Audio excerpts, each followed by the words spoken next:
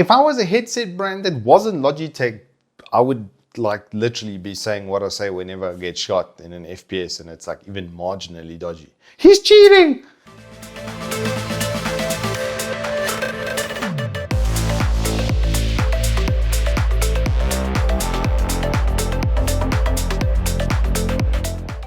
Good afternoon and welcome to Turbo Tortoise Tech. Logitech G435 is our test subject, well, for a few days because it's a wireless thing, so I had to do battery tests and all of that sort of stuff. But I finally finished all the testing on the headset, and I'm pleased to report that Logitech is literally basically cheating. They also gave me cause to possibly go do an IQ test because this thing initially with it, how it's like doing the wireless / Bluetooth confused the absolute living daylights on me. So G435, the idea being as light as humanly possible. It's like 160 odd gram, very, very light. Everybody that tried it on basically said the exact same thing was, damn, that thing is very, very light.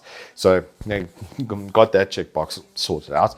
It's a standard circumaural ear cup design, so it does go over the ear cups. Nice pads as well, really, really nice, comfortable pads, and especially if you're wearing glasses or something like that, something my mother noted. She's got a little set of JBL Bluetooth wirelesses, and they sit on ear, so it agitates her glasses stalk as it's going over the top of her ear. Whereas this molding is so nice and soft, it just wrapped around that. On the poles on either side, you can adjust up and down. It can go absolutely tiny. I mean, I don't know who has a head that small.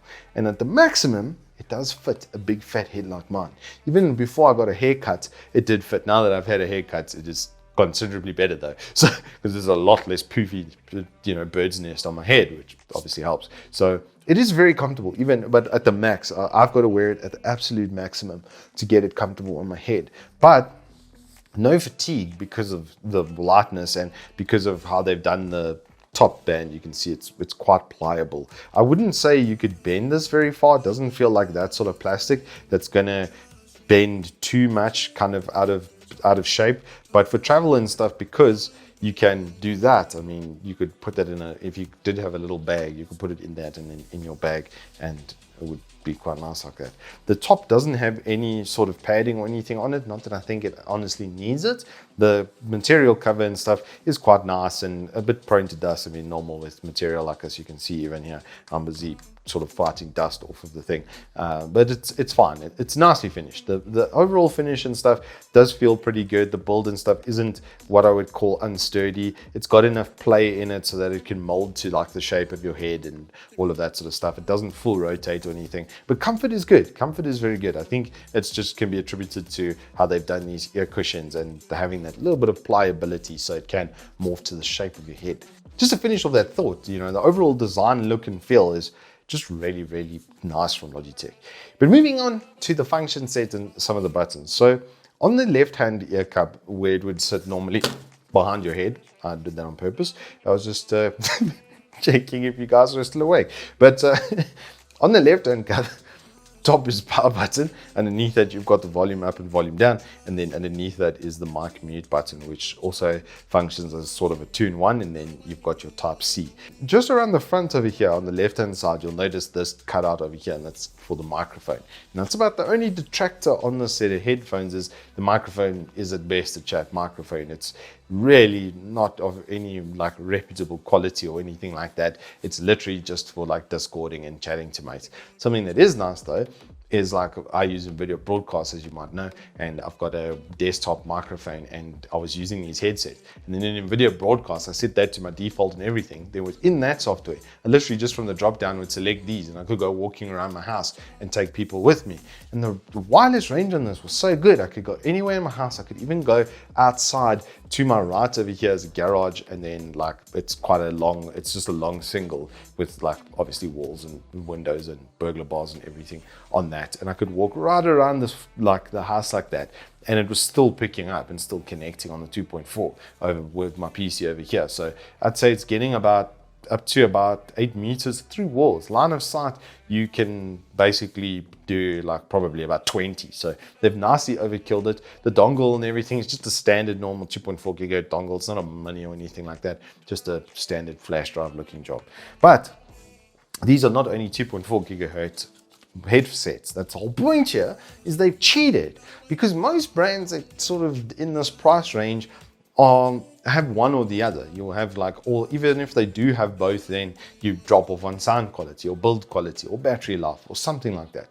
There's no compromises here with this headset, and that's why I'm like, they're cheating, because the audio quality and stuff is not as good as like a 3,000 Rand headset, but it's not so much worse that with this feature set you're going to be losing out. The Bluetooth mode, for instance, can be accessed by when you turn it on, and this is where the IQ test came in, right? When you turn it on, the light goes green, and then when it connects to the 2.4, it's a light blue like that, and then it'll go solid when it is connected. Obviously, it's not right now because the dongle's here. When it is connected, it goes a solid blue, and then turns off to save some battery life. But if you're in Bluetooth mode, it's a slightly different shade of blue. So I was getting absolutely motherlessly confused and lost, trying to figure out which mode I was in. Why have you done this? Please just make it like Bluetooth is blue because it's Bluetooth, and take your connection color and make it green or red or something polar opposite. Men do not see different shades of colors. It was blue or light blue. You like cyan in the thing. None of us understand this, okay? We are literally cavemen. So, final thoughts and conclusions. At 1,500 Rand, this thing is kind of disgusting. The weight is just, it's kind of insane. I do wish they had put a bit of material protection over the inside of the ear cup. That's about the only thing I would change physically on it. The microphone is really not an issue. It works whether you're on phone or on PC. People can still hear you and hear what you're saying. They're not going to listen to you, belt out a song or anything like that, or belt out a Michael Bolton ballad. This is the tale of the greatest Jack Sparrow. Nobody's going to care, because you're not going to. That's not what it's for. It's just there's a chat thing. There's a traveling sort of companion device, all in one. The seamless switchover once you know what you're doing is fantastic. You can literally just hold in that button for a second and a half, switches over to Bluetooth, instantly connects, and same when you go back to the 2.4 gigahertz, instantly connects. The on-ear volume is really nice to have. It does affect wherever you're connecting it to, PC, etc. Everything there I can report works.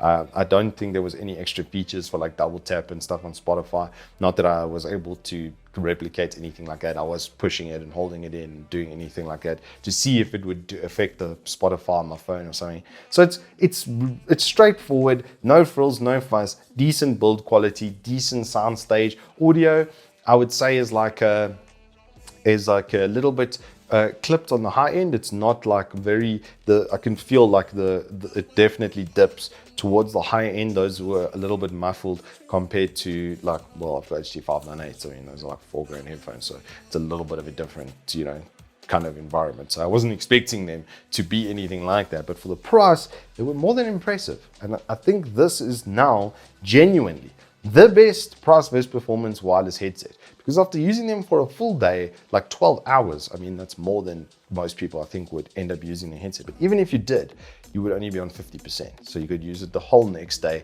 and then charge them, which is very good. Like I say, considering that weight, this is probably going to be, if anybody asks me for a wireless headset, this is just the best at the price point. There's absolutely nothing I've reviewed that's even competitive at this price point. Anywho, that is all I've got for you in this review. If you have enjoyed it, please hit us up with a like and subscribe, and I will see you on the flip side.